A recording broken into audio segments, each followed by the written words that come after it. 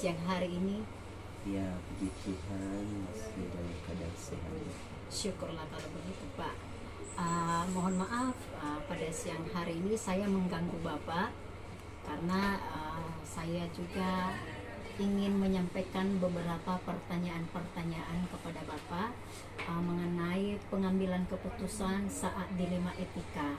Dan ini juga Pak merupakan bagian dari tugas kami karena saya ini CGP Angkatan 11 dan wawancara kali ini saya akan menyampaikan pertanyaan-pertanyaan dan saya akan menyita waktu Bapak sebentar saja. Baik Bu, jadi karena ini sehubungan dengan CGP Ibu, maka kita siap membantu sebatas kami tahu, itulah yang bisa nanti kami informasikan kepada Ibu. Baik Pak, bisa saya mulai apa ya? Silakan, pertanyaannya? Selama ini bagaimana Bapak dapat mengidentifikasikan kasus-kasus yang merupakan dilema etika atau bujukan moral? Baik Bu, tentunya setiap masalah atau kasus yang ada di sekolah kita ini tentunya itu beragam hal yang sering terjadi. Namun dalam sebuah masalah tersebut kita tidak bisa gegabah untuk menyikapi sebuah masalah. Namun langkah yang perlu kita lakukan di situ adalah kita akan mengumpulkan informasi ya yang aktual, dan tentunya nanti ya keputusan yang kita akan ambil akan berdasarkan pada peraturan yang berlaku. Tentu peraturan itu sudah ada kesepakatan terlebih dahulu kepada siswa ketika pertama mendaftar di SMP 1 Sumeneb ini. Demikian. Oh baik Pak ya, jadi terlebih dahulu harus ada kita melakukan pengumpulan informasi-informasi dan juga ada perjanjian ya Pak ya. Iya. Kemudian Pak, bagaimana Bapak menjalankan pengambilan keputusan di sekolah Bapak, terutama untuk kasus-kasus yang mana ada dua kepentingan yang sama-sama benar ataupun sama-sama mengandung nilai kebajikan? Oke Bu, tentunya di sekolah kita ini kita tidak pernah memandang muka, kerabat atau family, karena kita harus benar-benar pada satu rel keadilan, kebenaran.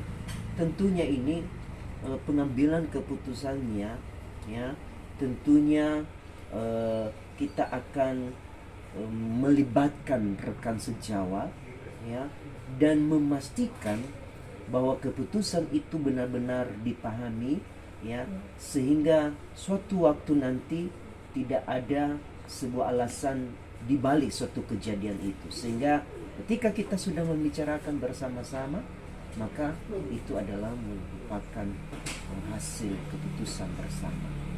Baik Pak, terima kasih. Berarti harus ada musyawarah dan keputusan bersama ya.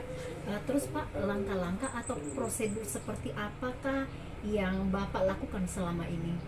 Iya, pertama kita akan mencari dulu informasi tentang permasalahan yang sudah terjadi, dan tentunya bukan hanya mencari saja, kita langsung ke lapangan, ke lokasi tempat perkara terjadi, sehingga kita bisa identifikasi ya bagaimana tadi hal ini ya sampai ya mengakibatkan sesuatu yang berefek fatal. Maka dengan demikian kita ada di lokasi, kita akan mewawancarai dari berbagai pihak yang bisa menjadi saksi dalam permasalahan itu. Baru setelah itu kita analisis, dan baru nanti mungkin akan ada langkah-langkah keputusan selanjutnya. Ya, oke Pak ya. Jadi harus ada pengumpulan bukti-bukti dulu ya Pak ya, melalui wawancara. Namun hal-hal apa saja yang selama ini Bapak anggap efektif dalam pengambilan keputusan pada kasus-kasus dilema etika Pak? Iya, kalau saya sendiri Bu ya sebagai kepala sekolah, dalam pengambilan keputusan itu ya tergantung dulu objek permasalahan di lapangan ya. Saya akan mengobrol atau bercerita dengan tim manajemen sekolah, jajarannya seperti Wakasek, kesiswaan dan juga guru-guru senior ya.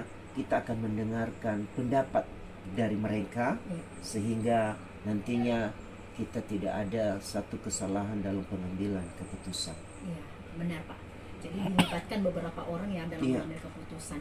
Jadi Pak, hal-hal apa saja yang selama ini merupakan tantangan bagi Bapak dalam pengambilan keputusan pada kasus-kasus dilema etika? Iya, memang mengambil sebuah keputusan ya, kadang kita harus benar-benar berhikmat karena semua orang ya selalu ingin membenarkan diri sendiri. Tidak ada orang yang mengaku bahwa saya yang salah. Tetapi di sini kita harus benar-benar objektif ya. Objektif dalam arti ya, kita akan langsung menyelesaikan di tempat ya. Dan ketika bisa kita selesaikan itu di tempat ya, kita akan merancang selanjutnya jadwal penyelesaiannya, bentuk dan prosedur seperti apa yang akan dijalankan. Tentu ini tidak menjadi lagi sesuatu yang menjadi masalah kepada pihak yang bermasalah nanti karena mereka sudah tahu sebelumnya. Namun kita harus selalu memprioritaskan bagaimana tingkat daripada permasalahannya. Iya Pak. Apakah Bapak memiliki sebuah tata cara atau jadwal tertentu dalam sebuah penyelesaian kasus dilema etika? Apakah Bapak langsung menyelesaikan di tempat atau memiliki sebuah jadwal untuk menyelesaikannya? Baik itu bentuk atau prosedur seperti apakah yang Bapak jalankan? Iya, baik. Sebenarnya berbicara tentang jadwal, ya tidak ada jadwal tertentu. Karena kenapa? Kita sebenarnya tidak pernah mengharapkan bahwa hari ini akan ada masalah, besok ada lagi masalah. Kita tidak pernah mengharapkan hal tersebut. Namun kita selalu hanya memotivasi siswa bahwa tujuan mereka di sekolah ini adalah belajar, bukan mencari keributan, bukan mencari masalah. Namun bila itu terjadi, kita harus selalu sigap untuk menyelesaikannya dengan baik dan sebisa mungkin. Karena kenapa? Jangan kita biarkan masalah itu akan berlama-lama. Karena kenapa? Semakin lama bisa saja ada nanti pihak-pihak luar yang akan intervensi sehingga masalah semakin memperbesar. Jadi itulah tujuan kita. Kalau memang hari itu bisa selesai, kalau ada masalahnya, maka kita tuntaskan masalahnya. Iya, ya. Oke Pak, apakah ada seseorang atau faktor-faktor yang selama ini mempermudah atau membantu Bapak dalam pengambilan keputusan dalam kasus dilema etika? Iya, tentunya sebagai kepala sekolah sebenarnya setiap masalah itu tidak langsung kita tangani. Ya, ada jenjang-jenjang atau prosedur yang sebenarnya itu ya perlu saya ungkap bahwa masalah yang dihadapi siswa kalau memang hari itu terjadi entah Senin, Selasa, Rabu, pertama dulu mereka ditangani oleh piket harian. Setelah piket mungkin agak kesulitan, maka dia mencoba konsultasi dengan wali kelas ya siswa tersebut. Setelah itu mungkin semakin rumit, maka akan dibicarakan di forum ya kepada Wakasek, kesiswaan maupun juga di BK. Baru ketika sudah mengalami sebuah masalah yang susah agak dipecahkan, maka bersama dengan kepala sekolah kita menyelesaikan. Artinya semua unsur akan terlibat di dalamnya, namun tujuan kita supaya akan memenuhi standar daripada penyelesaian masalah. Iya Pak ya. Jadi ini melibatkan semua pihak lagi ya Pak ya, Iya. dalam menyelesaikan suatu permasalahan. Dari semua hal yang telah disampaikan, pembelajaran apa yang Bapak petik dari pengalaman Bapak dalam pengambilan keputusan dilema etika? Ya, baik Bu. Sebenarnya dari satu masalah ke masalah yang lain, tetapi itu akan menjadi pengalaman yang berharga kepada kita. Iya. Tentu di setiap unit kerja atau lembaga apapun, masalah ini tidak pernah terlepas. Namun dari situlah kita memetik pelajaran berharga. Apakah tujuan kita sebenarnya dalam hidup ini? Pastinya ya, tujuan kita adalah satu dulu, kalau di pendidikan adalah menyukseskan siswa-siswa kita belajar dengan baik.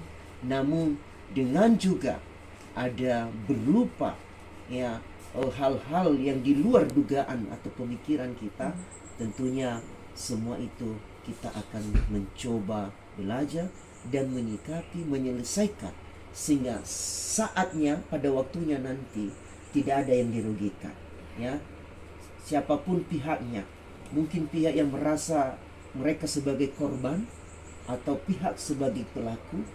Tujuan kita bagaimana sama-sama berdamai, karena tidak ada solusi yang lebih tinggi dalam setiap masalah selain kata damai ya. Damai dalam arti di situ secara kekeluargaan kita membicarakan ya, karena tentunya di lingkungan sekolah kita ini semua siswa adalah anak kita, anak didik kita. Maka tujuan kita, mereka adalah menjadi generasi yang baik pada masa yang akan datang. Itu mungkin kira-kira Bu, pengalaman setiap kasus yang kita hadapi selama ini. Demikian.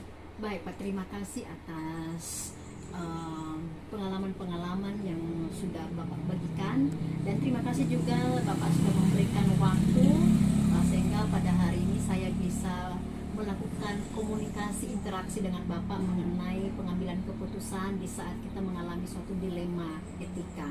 Terima kasih Pak, sampai ketemu di lain waktu, dan saya ucapkan ya ahobu. Ya Bu, dan pesan terakhir ini Bu ya. Ya. Semoga sukses menjadi CGP dan Amin. tentunya nanti bisa diaplikasikan di tengah-tengah sekolah kita SMP 1 Somalmal yang tercinta ini. Oke Bu, Baik. sukses terus ya. Baik Pak, ya ahobu Pak. Ya baik, selamat siang Ibu. Selamat siang Ibu. Bagaimana kabar Ibu pada siang hari ini? Kabar baik, sehat selalu. Syukurlah kalau begitu. Mohon maaf mengganggu waktunya pada siang hari ini Ibu. Oke, tidak masalah. Kali ini saya mau melakukan wawancara dengan Ibu mengenai pengambilan keputusan saat dilema etika. Baik Ibu. Oke. Selama ini bagaimana Ibu dapat mengidentifikasi kasus-kasus yang merupakan dilema etika atau rujukan moral di sekolah Ibu? Oke.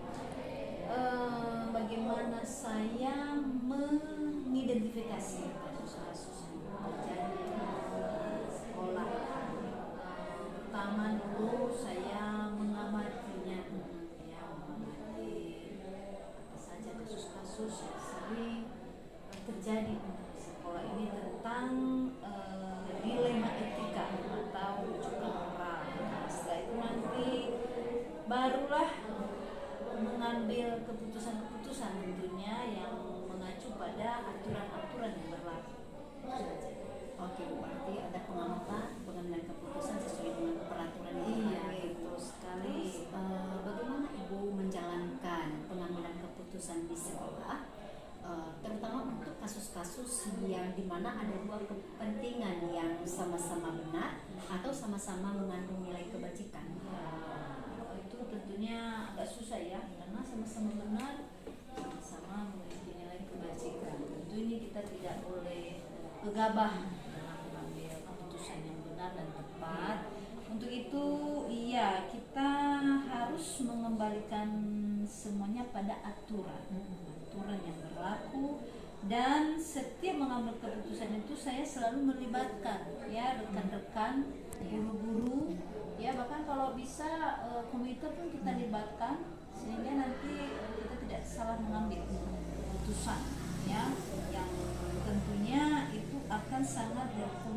sekali ya kan pada pengambilan keputusan yang paling tepat untuk setiap masalah yang kita hadapi. Itu saja.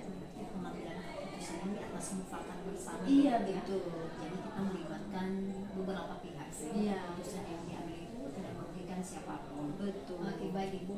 Bagaimana dengan langkah-langkah atau prosedur yang biasa Ibu lakukan selama ini?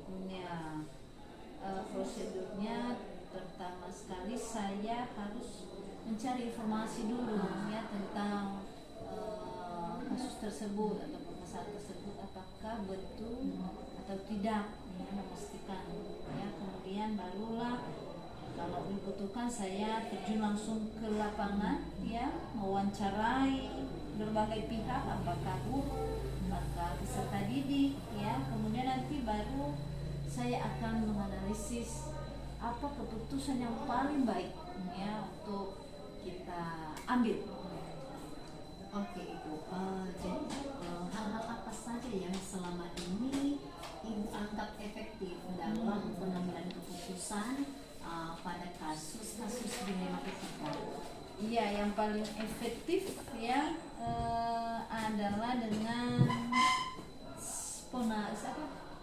spontanitas ya, spontanitas yang tergantung sih dengan masalah yang ada di lapangan ya. Kemudian barulah saya nanti mengobrol dengan tim manajemen sekolah dan guru-guru senior, kemudian mendengarkan keputusan bersama. Nah, ini menarik sekali sebenarnya pertanyaan Ibu, karena barusan saja juga ada masalah yang terjadi yang memang kasusnya seperti ini ya, dilema etika ini.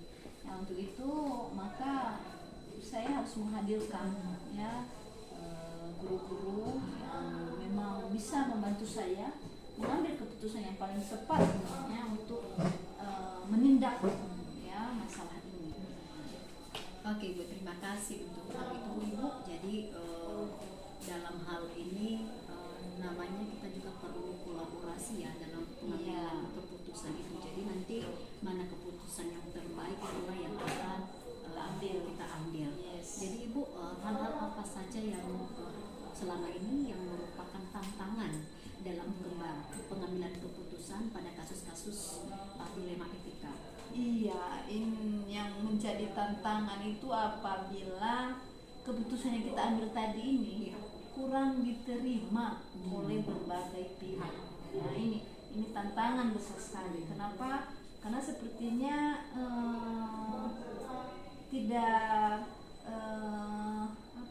tidak ada satu kekompakan ya. Jadi tentu saja disinilah seorang pemimpin ini mungkin ya harus bisa meyakinkan orang-orang yang terlibat itu dengan keputusan yang kita ambil. Nah, itu. Oke, jadi pasti ada tantangan ya ketika beberapa pihak juga tidak mau menerima keputusan yang sudah pro dan kontra ya kan. Apakah Ibu memiliki sebuah tata cara atau jadwal terutama dalam sebuah penyelesaian kasus dilema etika? Apakah Ibu langsung menyelesaikan di tempat atau memiliki sebuah jadwal untuk menyelesaikannya? Bentuk atau prosedur seperti apakah yang Ibu jalankan? Iya, sebenarnya sih tidak ada jadwal tertentu ya, karena ini artinya tergantung masalahnya ya kan. Kasusnya kalau memang ada masalah itu ya nggak usah ditunggu-tunggu berlama-lama ya kan, langsung kita atasi, langsung kita selesaikan ya, sehingga tidak berlarut-larut yang mungkin nanti bisa kasus ini berkepanjangan dan akan mengganggu. Jadi tidak ada jadwal yang dijadwalkan sekali ya, langsung saja ditindaklanjuti. Jadi di sini bukan dalam pengambilan keputusan itu dalam menghadapi suatu masalah itu segera diatasi supaya tidak berkepanjangan. Iya.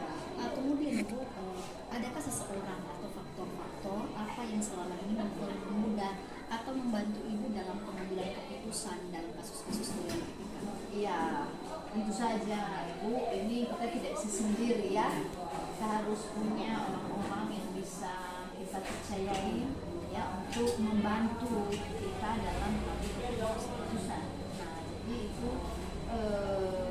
saya sangat membutuhkan dukungan dari jajaran-jajaran guru, kepala sekolah, ya. Jadi kita sudah bisa bersama-sama ya memberikan pendapat pertimbangan, maka saya rasa pasti yang terbaik kita akan ambil untuk setiap Indonesia yang Oke, kemudian pertanyaan yang terakhir, dari semua hal yang telah disampaikan, pembelajaran apa yang petik dari pengalaman ibu dalam pengambilan keputusan dilema etika? Iya. Pengalaman atau pelajaran yang saya ambil ya adalah bahwa pengalaman ya adalah guru yang terbaik. Artinya dari beberapa kasus-kasus dari mana mengambil keputusan setiap kasus tersebut yang membuat saya memiliki pengalaman, dan pengalaman itulah yang saya anggap menjadi guru yang terbaik bagi saya, sehingga ya nanti menambah pengalaman saya untuk menyelesaikan permasalahan yang mungkin akan terjadi lagi di kemudian hari, sehingga itu membuat kita menjadi ya insya Allah lah ya, mudah-mudahan yang menjadi seorang pemimpin yang bijaksana. Oke, baik Ibu, demikian yang saya tanyakan mengenai pengambilan keputusan dalam kasus-kasus dilema etika ini. Terima kasih karena Ibu sudah meluangkan waktu untuk saya wawancara. Baik, terima kasih Ibu, sama-sama, sukses selalu untuk program CGP-nya. Terima kasih, selamat siang. Oke, selamat siang.